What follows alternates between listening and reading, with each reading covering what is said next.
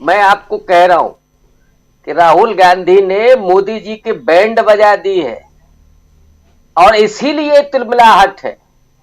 नरेंद्र मोदी अपने आदत से बाज नहीं आ सकते। वो ये दिखा देते हैं कि वो भारत के प्रधानमंत्री नहीं है, वो आरएसएस के मंझे हुए वही कार्यकर्ता है जिन्हें इस देश में लोकतंत्र कतई नहीं भाता। कोई विपक्ष का नेता इतने विश्वास के साथ खड़े होकर के जब ये बात कहता है और उस सभा की जनता उसके भरोसे के साथ अपनी करतल ध्वनि से उस विश्वास को बढ़ाती है, उसे जगाती है, तो ये दरअसल कान पर पड़ रही है।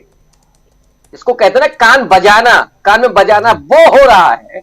तो मोदी जी को नींद कैसे आ रही होगी, चैन कैसे पड़ रहा होगा। और ये किसके लिए कह रहे हैं? उस राहुल गांधी के लिए जिसने उनकी छाती पर पैर रख करके भारत को नापा है, उनके गुरूर को, उनके अहंकार को कुचला है। राहुल गांधी ने, जो व्यक्ति इस देश में पैदल चल के 4000 किलोमीटर से ज्यादा, 6 महीने से ज्यादा तमाम मौसमों में वो लोगों से मिलता है, किसानों से, मजदूरों से, दलितों से, महिलाओं से, आदिवासियों से, और उनके दुखों को शेयर करता है, उनसे अपनी बात करता है, लोगों को जोड़ता है और वो कहता है कि नफरत छोड़ो, देश तभी जुड़ेगा। ये नफरती लोग हैं, इनका एजेंडा खत्म हो रहा है। ये नहीं चाहते कि देश किसी तरीके से जुड़े। देश के विभाजन में ही इनको मजा आता है। और तकलीफ तो इनको तब हो गई जो 16,000 करोड़ के हवाई जहाज में उड़ने की बात कर दी प्रियंका ने और राहुल गांधी ने। कह दिया कि ये दोबारा सूट नहीं बदलते हैं।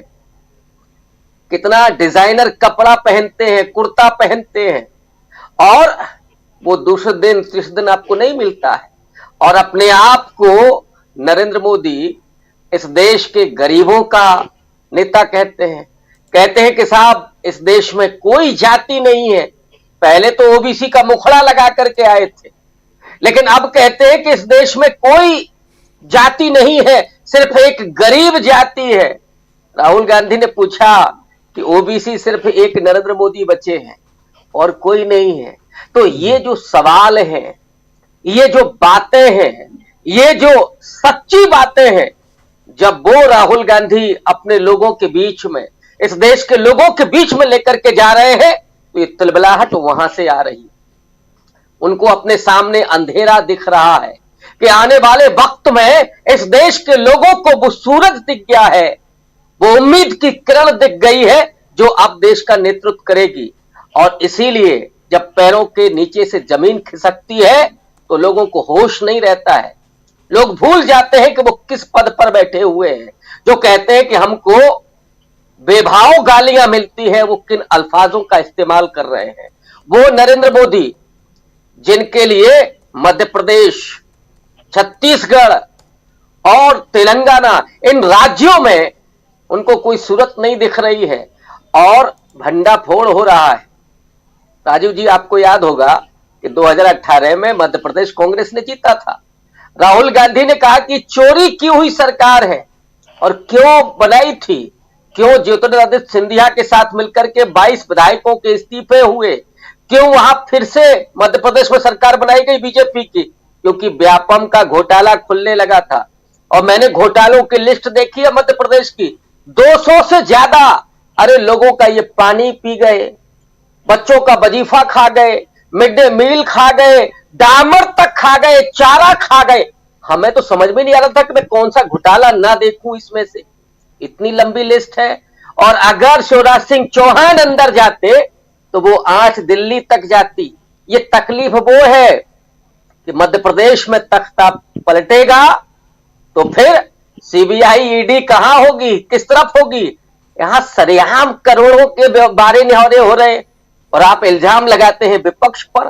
तो ये जो पर्दाफाश हुआ है, ये और लोग जिस तरह से बोल रहे हैं, वो तकलीफ है। और उसी तकलीफ से नरेंद्र मोदी का ये शब्द निकल रहा है बदहवासी में। और जिसको कहते हैं ना कि आदमी को कुछ होश नहीं रहता है, ये बेहोशी में ये शब्द निकल रहा है और वो उस व्यक्ति से कह रहे हैं जो आज जनता की। राहुल गांधी ने भारत जोड़ो यात्रा से ही जो एक लकीर खींची, और प्रशंसा करने वाली बात यह है कि राहुल गांधी ने नफरत की राजनीति नहीं की, राहुल गांधी ने विभाजन की राजनीति नहीं की। चुनाव में विभाजन होता है, ऑब्वियस है कि हम अपने समर्थक, हमारे अपने वोटर, हर राजनीतिक दल करता है, और राहुल गांधी भी कह रहे हैं कि 60-65% हमारे जैसे लोग हैं, हमारी सोच के लोग हैं। वो दरअसल वो लोग हैं जो इस देश के आइडिया ऑफ इंडिया में विश्वास करते हैं, जो समावेशी राष्ट्रवाद में विश्वास करते हैं, और इसीलिए राहुल गांधी बराबर आदिवासियों की चर्चा करते हैं। और वो ये भी कहते हैं डंके की चोट पर कि आप उनको वनवासी इसलिए कहते हैं क्योंकि आप चाहते हैं कि वो जंगल में ही रहें, और उनके जंगल जब अडानी के हाथ में चले जाए तो ये आदिवासी सड़क पर भीख मांगे। लेकिन राहुल गांधी ने कहा कि मैं चाहता हूं, हमारी पार्टी चाहती है कि आदिवासी इस देश के पहले मालिक बने, और वो हैं, और उनके जल जंगल जमीन पर उनका अपना अधिकार हो। और एक बात और इन दिनों राहुल गांधी कह रहे हैं, राजू जी, हम लोग बराबर इसकी चर्चा करते रहे हैं कि नरेंद्र मोदी ने जो सबसे बड़ा नुकसान किया है इस देश का, कि नौजवानों के एस्पिरेशन को खत्म कर दिया, उनकी उम्मीदों को, उनकी आकांक्षाओं को खत्म कर दिया। कि कोई बच्चा आज पायलट बनने का सपना नहीं देखता, डॉक्टर, इंजीनियर, कलेक्टर, एसपी बनने का सपना नहीं देखता। ये नरेंद्र मोदी ने उनके सपनों की हत्या कर दी है। राहुल गांधी आज कह रहे हैं कि एक आदिवासी का बच्चा भी जब हवाई जहाज देखे तो वो ये सोचे कि वो पायलट बनेगा, उसका बच्चा भी जब एमबीए करके अमेरिका में नौकरी करेगा, वो बढ़ाई मोची लोहार का, वो दलित, वो वंचित का बच्चा भी, वो अल्पसंख्यकों का बच्चा भी डॉक्टर, इंजीनियर, कलेक्टर बनने का सपना देखे। और उन्होंने कहा कि इसके लिए इंग्लिश पढ़ना जरूरी है, हम इंग्लिश मीडियम स्कूल खोलने जा रहे हैं। जाति जनगणना का सवाल उन्होंने उठाया कि जब तक जनगणना नहीं होगी तब तक नीतियां कैसे बनेगी, तब तक समस्या कैसे पता चलेगी, इसलिए एक्सरे जरूरी है। और इस इश्यू ने नरेंद्र मोदी के नीचे से जमीन खत्म कर दी। 22 जनवरी को मंदिर का उद्घाटन हो रहा है, साहेब चीफ गेस्ट होंगे, लेकिन पत्ता नहीं हिल रहा है। यहां आंधी चल रही है राहुल गांधी की और उनके एजेंडे की, और उस पिच पर नरेंद्र मोदी वही हाँफ रहे हैं, कभी नो बॉल, कभी वाइड बॉल। और उस नो बॉल में हो क्या रहा है कि जब आप अपशब्द बोलने लगे, वो पॉल्यूशन सिर्फ दिल्ली में नहीं है राजीव जी, वो हवा में नहीं है, वो उन शब्दों में भी है। लेकिन ये वक्त गुजर चुका है, शायद अब इस देश का जनमानस इस बात को समझ चुका है कि नरेंद्र मोदी की भाषा क्या है, और उन्होंने कितनी बार झूठ बोला। राहुल गांधी को उस झूठ में उसको लगा दिया, चस्पा कर दिया कि साहब ये तो ये बोल रहे हैं। लेकिन अब सारे लोग जान चुके हैं कि एक ऐसा प्रबुद्ध व्यक्ति जो किसानों के बीच में जाकर के धान भी रोकता है, और ब्रिटेन में, अमेरिका में बैठ करके बड़े बड़े बुद्धिजीवियों के बीच में बात करता है, जिसे विदेश नीति की भी पहचान है, जो आर्थिक नीति भी जानता है, जो इस देश के लोगों से मोहब्बत करता है, प्रेम करता है, जो उस मणिपुर में भी जाता है जहां 2 जाति समुदायों के बीच में आगजनी हुई थी, हिंसा हुई थी। मोदी जी मुंह छुपाए अपने उस 20,000 करोड़ के महल में बैठे हुए थे, 16,000 करोड़ के हवाई जहाज में उड़ रहे थे, उनको फिक्र नहीं थी इस देश के लोगों की। वो व्यक्ति पहुंचा था जिसे कोई सिक्योरिटी की चिंता नहीं, जिसने अपने पिता को खोया, अपनी दादी को खोया, लेकिन फिर भी वो इस देश को जोड़ने के लिए सड़क से लेकर के और संसद तक संघर्ष कर रहा है। तब ऐसे में नरेंद्र मोदी का बौखलाना भी स्वाभाविक है।